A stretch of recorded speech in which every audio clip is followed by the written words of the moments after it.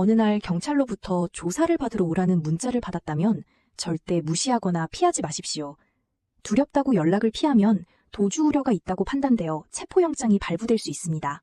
나는 그저 참고인일 뿐이야. 가서 오해를 풀면 돼 라고 생각하며 혼자 경찰서에 가는 것은 매우 위험합니다.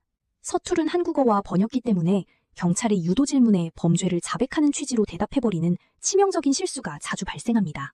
만약 갑작스럽게 긴급 체포가 되었다면 두 가지를 기억하십시오. 첫째, 본국 영사관에 체포 사실을 알려달라고 요구할 권리가 있습니다.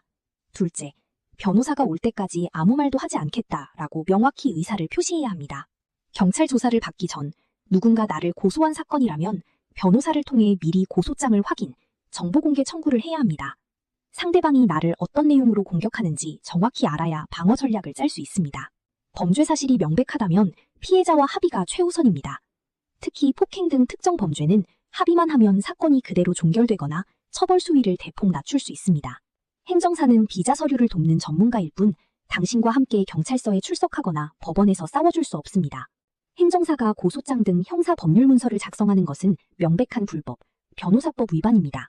한국인에게는 단순한 벌금 300만 원으로 끝날 일도 외국인에게는 강제 추방의 사유가 됩니다. 외국인에게 가장 중요한 것은 형사처벌 수위를 낮추는 것을 넘어 한국에서의 안정적인 체류, 비자 방어를 지켜내는 것입니다. 경찰과 검찰 조사에서 선처를 받아 벌금 대신 기소유예를 받았다고 안심하시나요? 마약, 성범죄, 폭력 등 특정 범죄는 단 한 번의 기소유예 처분만으로도 출입국에서 강제 출국 조치를 내릴 수 있습니다. 경찰 조사, 형사재판, 출입국 사범심사를 각각 다른 변호사가 처리하는 대형 로펌은 외국인 사건에 효율적이지 않습니다. 사건 초기부터 형사 방어와 출입국 논리를 하나로 묶어 이끌어갈 단 한 명의 출입국 전문 변호사가 필요합니다. 비자의 종류에 따라 출입국의 심사 기준과 인도적 사유가 모두 다릅니다.